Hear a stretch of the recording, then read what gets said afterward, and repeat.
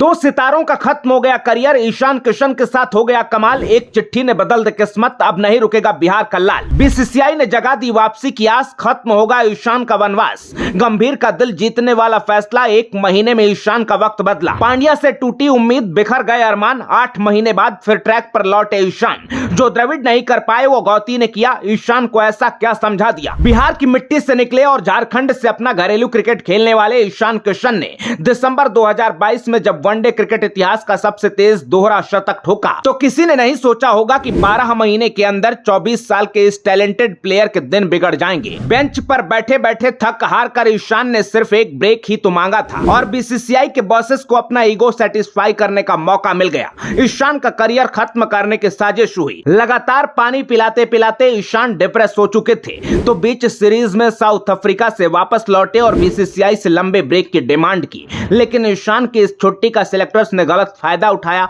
ईशान को अनुशासनहीन और जिद्दी बताने की कोशिश हुई। इस बीच एक गलती ईशान से भी हुई क्योंकि ईशान ने अंतरराष्ट्रीय क्रिकेट से ब्रेक लेने के बाद अपनी स्टेट टीम झारखंड को रणजी मैच के लिए अपनी उपलब्धता के बारे में कोई जानकारी नहीं दी। राहुल द्रविड़ ने ईशान को समझाने की कोशिश की लेकिन नाकाम रहे क्योंकि ईशान इतना परेशान हो चुके थे कि उन्हें कुछ समझ नहीं आ रहा था और एक वजह यह भी थी कि उनको अपने कमबैक का दूसरा रास्ता दिख रहा था। ईशान ने सोचा था कि जल्द Hardik Pandya full time captain बना दिए जाएंगे तो उन्हें अब तक जो मौके नहीं मिले उसकी भरपाई हो जाएगी। अगर वो टीम में रहेंगे तो पांड्या की प्लेइंग 11 का भी हिस्सा रहेंगे, लेकिन कहते हैं कि किस्मत जब धोखा देती है तो एक साथ हर तरफ से झटके लगते हैं। सबसे पहले ईशान को बीसीसीआई ने सेंट्रल कॉन्ट्रैक्ट से आउट किया और उसके बाद रोहित के साथ विवाद और इंजरी के रिकॉर्ड ने पांड्या का कैप्टेंसी करियर क्लोज कर दिया और अब उसके बाद गंभीर आए तो ईशान की बैकडोर वाली एंट्री की उम्मीद बिल्कुल खत्म हो गई क्योंकि गौती के राज में प्लेइंग 11 डिसाइड करने में कप्तान का रोल कितना है ये पूरी दुनिया जानती है। इसके अलावा पांड्या के साथ क्रिकेट के मैदान से बाहर गंभीर का ज्यादा कोई राब्ता नहीं रहा है। ऐसे में ईशान को समझ आ गया कि अब पांड्या के कंधे पर कमबैक का रास्ता पूरी तरह बंद हो चुका है,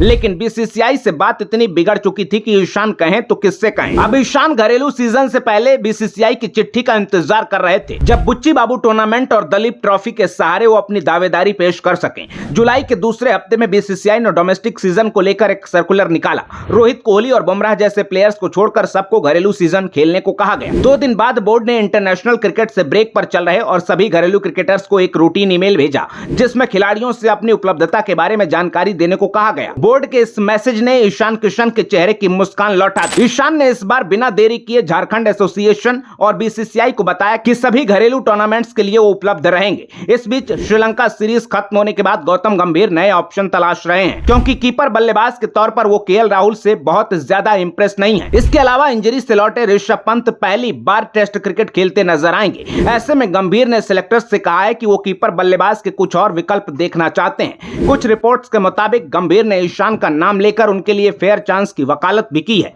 अब गंभीर की इस चाहत से ईशान किशन के स्टॉक हाई हो गए हैं क्योंकि वो टीम इंडिया में टेस्टेड और ट्रस्टेड ऑप्शन रह चुके हैं। गंभीर ने कोच बनने से पहले एक बार कहा था कि ईशान को केएल राहुल से पहले मौका मिलना चाहिए, तो गंभीर का ये इंप्रेशन ईशान के लिए फिर एक बार गोल्डन चांस लेकर आया है। बीसीसीआई से जुड़े एक बड़े अधिकारी ने दावा किया कि गंभीर के आने के बाद नेशनल सिलेक्टर्स ने ईशान से लंबी बात की। ईशान को सिलेक्टर्स ने समझाया कि ये उनके लिए आखिरी मौका हो सकता है। वो करियर के ऐसे मोड़ पर हैं जब वो कामयाबी की नई कहानियां लिख सकते हैं। ऐसे में ईशान को बोर्ड की जरूरत और सलाह के मुताबिक खुद को उपलब्ध कराना चाहिए। ईशान ने उनकी बात मानी और सिलेक्टर्स ने उन्हें बांग्लादेश सीरीज के प्लान में शामिल कर लिया। इस बीच टेस्ट टीम के 2 स्टार प्लेयर चेतेश्वर पुजारा और अजिंक्य रहाणे के लिए दरवाजे लगभग अब हमेशा के लिए बंद हो चुके हैं क्योंकि टीम मैनेजमेंट भविष्य की ओर देख रहा है। सरफराज खान और ध्रुव जुरेल के नाम पर चर्चा चल रही है, लेकिन इस कंपटीशन के बावजूद घरेलू टूर्नामेंट के रास्ते ईशान की जिंदगी का सबसे इंपॉर्टेंट कमबैक होने वाला है, वो भी ईशान के फेवरेट बांग्लादेश के खिलाफ,